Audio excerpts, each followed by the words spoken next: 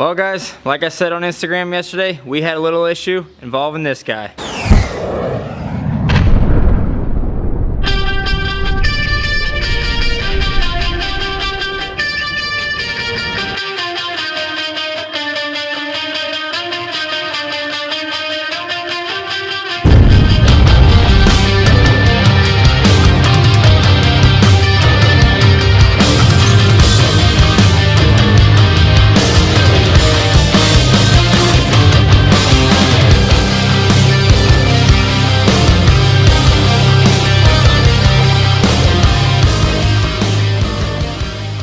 So what happened was, I have a new guy started and he is training right now, or going through training. He's gonna help us part-time, he's in college. So this property was actually his first time on the walk behind. He mowed great, did a good job. When he was going back to the trailer, he went to hit the foot pedal. Those of you guys that know Ferris, you got the foot pedal down there that brings you back to neutral. Went to hit that, kind of lost control, and across the road, down the hill, in the lake. Like that. And I'm serious, it was like a matter of seconds, and bam, it was in the lake. So it is what it is. We got her pulled out. We got lucky. Right as we were trying to figure out what we were gonna do, as soon as he came and got me and told me what had happened, a guy was driving by in his pickup truck, rolled the window down, said, "You guys need a hand?" And I asked him if he had a chain or any kind of strap or something to help pull us out. And he's like, "I got a side-by-side with a winch on it right here in my garage." So like 2 minutes later, he was back with his side-by-side, hooked the winch up to it, released the hydros, and right out of the lake it went. And as you can see from the picture, it didn't get the tank, it didn't really get the engine, so we didn't have to worry about any gas or anything like that getting into the lake. So we got lucky there. It wasn't in very far, mainly just the tires and the deck, but enough to scare you for sure. This is the first time anything like this has happened to us. So it was definitely scary. Glad everyone's all right. Nothing, no harm really done, other than, you know, having to call our day short and get back here and get all these fluids changed out, but that's no big deal. But I wanted to make this video to show you guys what to do if this happens to you. So here she is. I brought it home like an hour ago.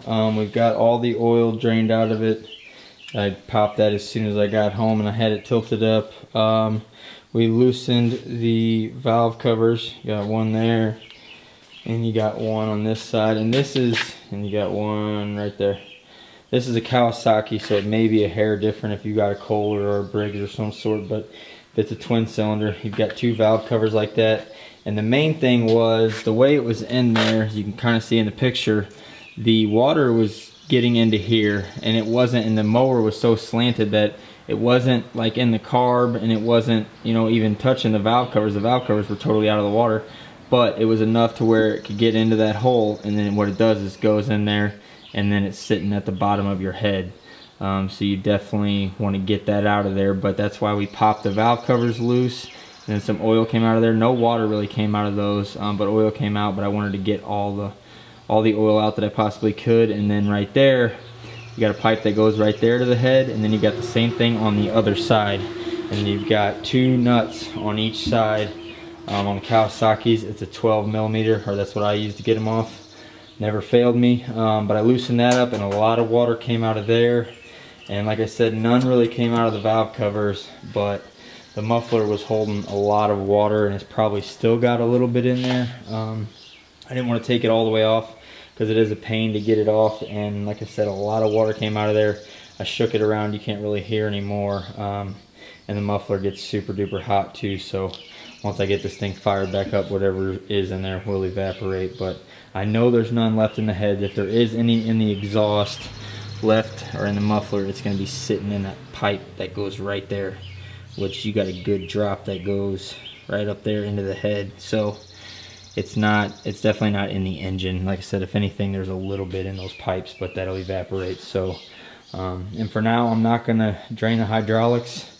They look fine. There's nothing, you know, it's a closed system, and the tanks are up here. So got one there and one there, one for each side. I popped both of them, looked at them, made sure there was no air bubbles or anything coming through, which there wasn't. And the oil is still black. There's no water in there. So for now, I'm going to leave that closed up, but after I get it running, I'm probably just going to go ahead and drain it, but I'm not going to drain it just to try to start it. But definitely want to get that engine cleaned out. And if your machine, the tank went under, you definitely want to get that tank drained out. But I did remove the drain screw on the carb, drain that out, but I'm not going to drain the tank. Like I said, there was no way any water got in that tank. It was a good 3 or 4 inches out of the water, so there's no way any water got in there, and it is pretty much full, so I'm not gonna waste the 4 gallons of gas or whatever is in there. But like I said, drained all the oil, got all the water out of the muffler, popped my valve covers just to make sure there was no water in there, and I'm gonna put new oil in it, put a new filter on it. I'm probably gonna run it for, I don't know, 4 or 5 minutes, and then drain that oil, take that filter off, and do it again. Probably do that 2 or 3 times. And then once I know that the engine's running good, I'm probably going to drain the hydraulic fluid, and this baby will be back in motion. But for now, here we are in the shed working on the mower. Like I said, hopefully we'll get this thing running again, get it back up and going by the morning. I'm gonna mess with it here for a little while, and I'll catch back up with you guys after she's running.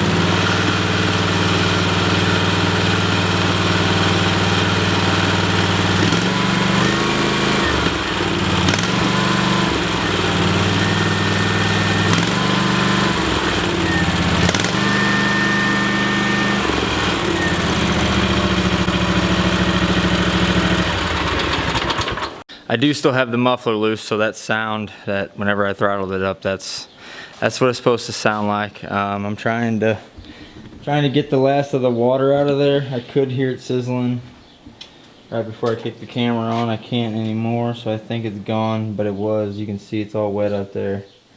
Whenever I first fired it up, it puked some out. Like I said, it's still disconnected. There's a gap between that and the engine, so all the water that did shoot out was in the exhaust. It wasn't in the engine. I made sure all that was drained out, but there was no way to get all of it out without taking it off, and I didn't feel like doing all that.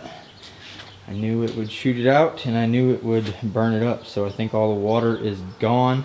I'm going to let it sit here for a minute. I'm going to fire it up probably a couple more times, maybe change the engine oil one more time, and then I'll give it a good run around, check everything out, and then like I said, I may change the hydraulic fluid too, and just give it all fresh fluids. But it's running good, so I think we're going to be all right. And I did move it around a little bit, and it's moving fine, so I think we are all squared away.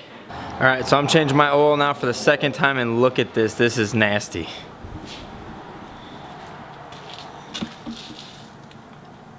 Ugh. Not supposed to look like that. This mower has 204.5 hours. Yikes. That's like the oil of a mower that's been sitting outside for a couple years. But you'll have that, I guess. It's all part of the experience. So while that's draining, real quick, I'll go over everything I did. We did not try to start it until we had drained all the fluids and gotten the exhaust off, gotten the valve covers off. We took the spark plugs out.